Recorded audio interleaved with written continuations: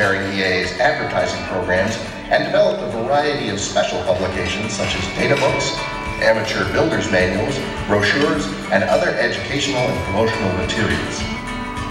When EAA moved its annual flying convention to Rockford, Illinois in 1959, EAA founder Paul Pogoresny appointed West to the position of Forum's chairman, a position he held until 2009. During those years, the Forums grew from the one tent at Rockford to the 11 buildings currently used at EAA AirVenture Oshkosh.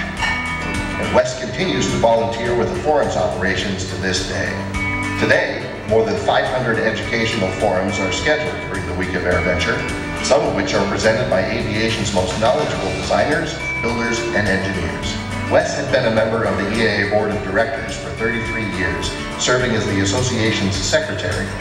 He is co-author of The Golden Age of Air Racing, which has been considered the Bible for pre-World War II air racing fans. It won the Clifford W. Henderson Achievement Award in 1992.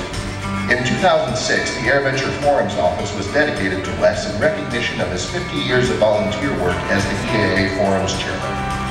Wes has owned a Meyer Little Toot and is co-builder of a scratch-built steam Skybolt. EAA is proud to welcome Wes Schmidt to the Home Builders Hall of Fame.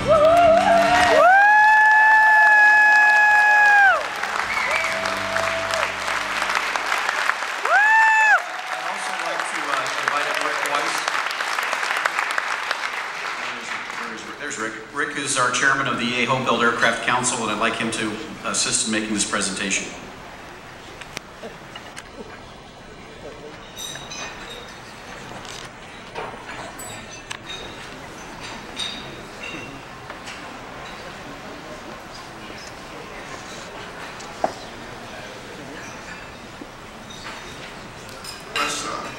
I just want to say, Rich wasn't planning on it, but you exemplified, without you exemplify what Home Building is all about.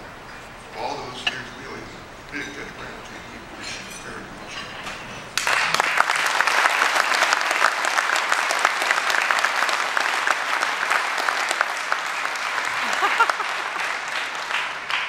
Well, I certainly appreciate that. And seeing I'm what they call a senior citizen, I can't really remember a lot of stuff, so I write it down. And I got to start out by saying two people in particular have been had a significant, see, I told you I'm a senior citizen, influence on my involvement in aviation. The first being Steve Whitman. In the 1930s, he operated the Winnebago County Airport, and his place was, this airport was like a magnet to me as a youth. I got my first airplane ride from Whitman in a Sears-powered Great Lakes trainer. That airport, which today is named after Whitman, was very small in those days. Actually, there was only one hangar on the field. But what treasures were within that hangar?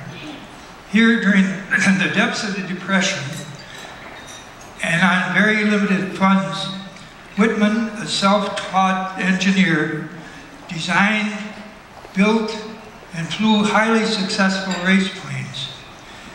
His Chief Oshkosh and Popjoy Special both set world speed records in their class, and his Thompson Trophy racer, Bonzo, powered with a basically obsolete Curtis D12 liquid-cooled engine rated at 475 horsepower, regularly posted speeds greater than several other well-financed racers, with engines having double the power of Bonzo.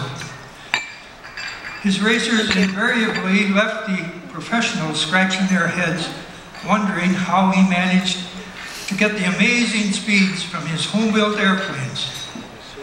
Understandably, Whitman had a tremendous impact on me as I grew up in Oshkosh, and for a short period of time, just prior to World War II, I actually had an opportunity to work for Whitman. The second person who had a great influence on my involvement in aviation was Paul Pogresny.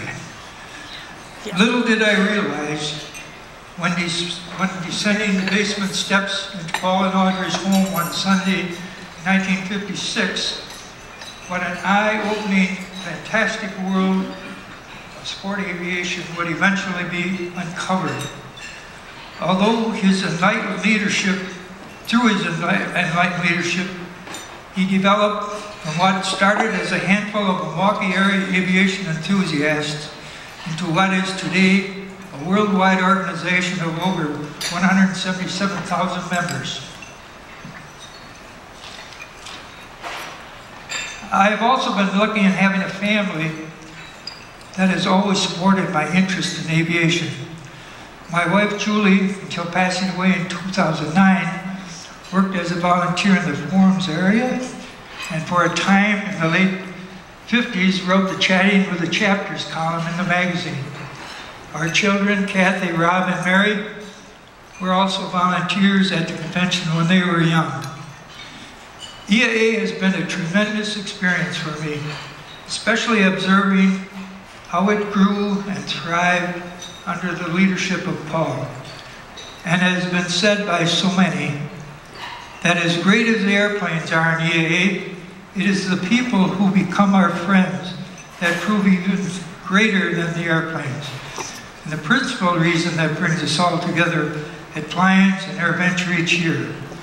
It's been a pleasure and an honor being a part of EAA. Thank you, Paul, and all you fellow EAAers for making all this possible. Thank you.